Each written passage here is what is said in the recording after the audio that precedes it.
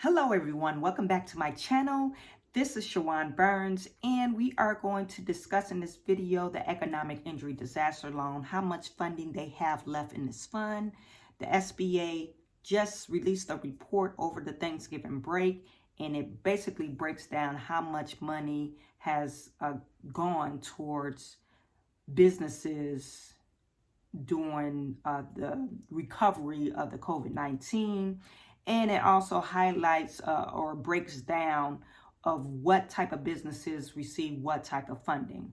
So they're basically saying the SBA just released a report saying under Administrator Isabella Guzman, the US SBA has been at the forefront of recovery effort and is trying to deliver economic relief to the small businesses among or along main streets, from the mom to pop restaurants and retail shops to the contractors and the small manufacturers.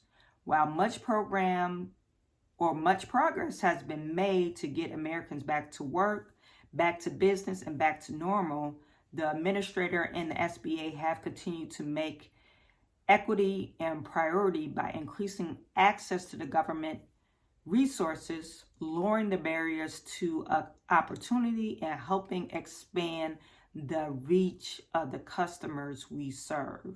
So basically, Biden has put forth this plan. It's called the Rescue Plan, American Rescue Plan, and other traditional loan programs have helped the smallest of small businesses survive and work continues. So they're just basically saying how Biden has put this plan together to reach the people that we know that the people receive the funding didn't really need the funding, so we know that. So they're saying under this administration, things have changed, okay? The SBA overseeing the distribution of nearly $416 billion in emergency relief aid to more than 6 million impacted small businesses through the Paycheck Protection Program. That was $280 billion. Restaurant Revitalization Fund, that was $28 billion. The Shuttered Venue Operators Grant, that was $13 billion, and the COVID Economic Injury Disaster Loan, which is $88 billion. And the Targeted Supplemental Advance Program, 6.3 combined. This support has directly helped small businesses to stay open and keep workers on payrolls, especially for those owned and operated in our underserved community, including women, people of color, veterans, and rural and low-income communities.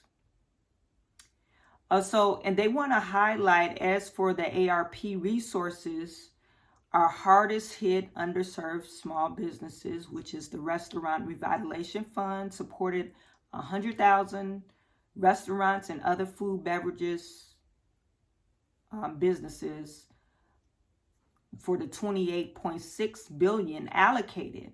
$18 billion in critical relief aid has been distributed to women-owned businesses, and $7.5 million were distributed to veteran-owned businesses. $1 billion was distributed to socially and economically disadvantaged-owned, and $6.7 billion was distributed to small businesses. So you guys put it in the comment section if you were a part or you were a recipient for the Restaurant Revitalization Fund. And if you want to put in where your business is located, is it considered the underserved community, or are you a person of color, or are you a woman or veteran owned? I would like to know that in the comment section. The Shutter Venue Operators Grant, they said they awarded nearly 13,000 live venues, theaters, and other entertainment.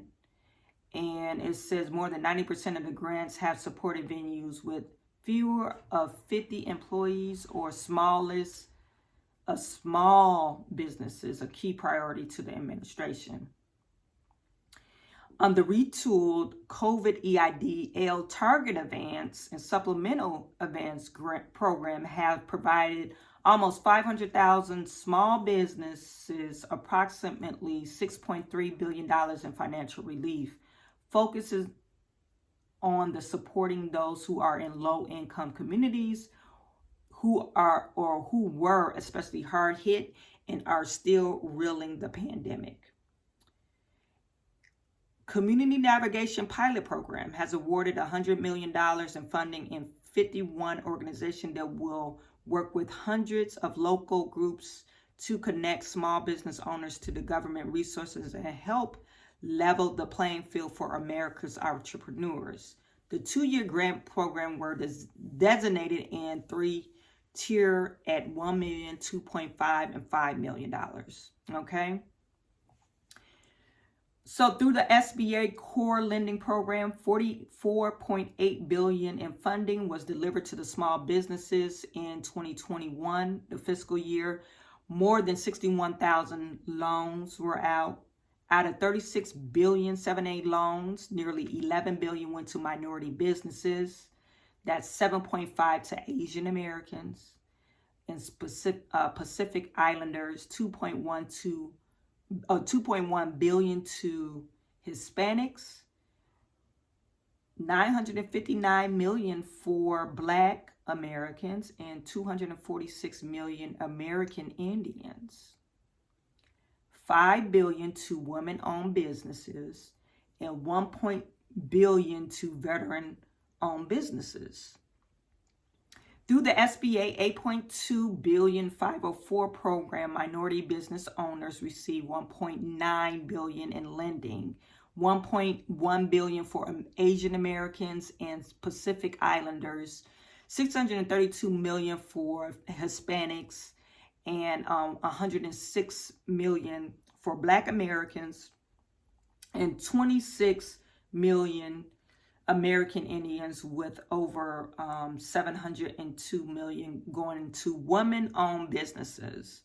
The SBA also increases support rural small businesses by nearly 33%. One thing I do have a problem with this is because I don't know, when you lump specific minority groups together, that becomes a problem. And I think African Americans, if you carry my same sentiment, we always get lumped into these groups and we still get underserved because it's in the numbers. Asian Americans is probably like 2% of the population, maybe 2% of the business owners, and they still receive a majority of the funding for minority business. And that sends off a red flag to me. I don't know. Let me know if you feel this, have the same sentiment, and put that in the comments section. But it still went to a minority business, so whatever. But I think the U.S. government needs to do a better job if they want to really classify a group as a minority group. They need to classify it as different. Like Native Americans, they are a different minority group. Asian Americans, Hispanic Americans, these are all different groups.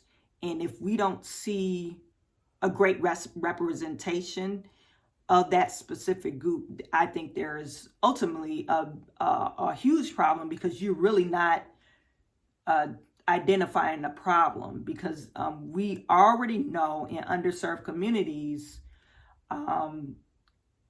mainly African Americans, they did not have access to this funding, the Paycheck Protection Program funding, because of lack of services in their area or the access to banks, and also the economic injury disaster loan. So we know there is a problem with that. So they're saying the bipartisan infrastructure law and the Build Better Act plan will revitalize entrepreneurship. They're trying to improve the ability to get their goods quickly into the hands of the customer by upgrading our nation's transportation infrastructure. The president plan invests additional $621 billion in transportation and infrastructure. The resilience is to help small business get their goods to their customer, reducing shipping and logistic delays through upgrading the nation's railroads, bridges, public transportation, airports, and freights. Help small businesses reach new customers and recruit new hire. They got $65 billion going to that. And then the access of $1 billion worth of federal, state, and local government contracts, including more than $37 through DOT. Okay, this is the Build Better Act plan. Now, this leads me to the next part of my video. You guys know that the deadline is coming up for the economic injury disaster loan. So I encourage you to apply if you are eligible. Check the eligibility requirements in my previous video. I will link it in the description section. Also, December the 13th is the SBA sent out a notification saying, hey, we would like everyone, if you want to apply for these supplemental grants for COVID-19, they encourage you to get your application in by December the 13th. That's to ensure your application is properly processed and they have enough funding. That leads me to my third point, or my third suggestion. We already discussed, and they already told you, the SBA has issued out, what is this? I'm trying to look for the economic injury disaster loan. I thought I saw it was like $80 billion in funding. Oh, $90 billion in funding. The funding they have available minus the 360, what? That is like $200,000 and something odd dollars left. So there's exuberant amount of funding left in the economic injury disaster loan. The deadline for that, to apply for that loan, is December the 31st. Okay? That is the deadline. Put your application in. If you need help with the application, just DM me or set up a consult. DM me to see if you're eligible, and I could go through with you, ask you a few questions, and I could tell if you're eligible or not. Also, I do charge for that service to put your application in. And this leads me to my third point, the Build Better Act. There is a program right now that you could get a USD guaranteed loan from the government. This is the Build Better Act. There's a guaranteed loan of $1.6 million. You could get operating costs, farm operating costs, like this is for farmland. And then they have $400,000 that's available. This is the Build Better Act initiative through Joe Biden. Now, if you're in transportation, more likely you could get some funding from the government, because logistics is a key problem right now. Logistics, employment, anything with transportation, you need to be applying for the some SBA funding. And I'm pretty sure you would need to, have, what is it called? A business plan. And if you're just an operator, you already operating in the transportation industry and you're trying to expand, that might be the type of funding that you will want to seek out. DM me if you have any questions regarding this. I will link the SBA, the Build Better Act program, in the description section. Well, if you have any questions in regards to this video, put it in the description section. I am sending all my good to you, and I will talk to you soon.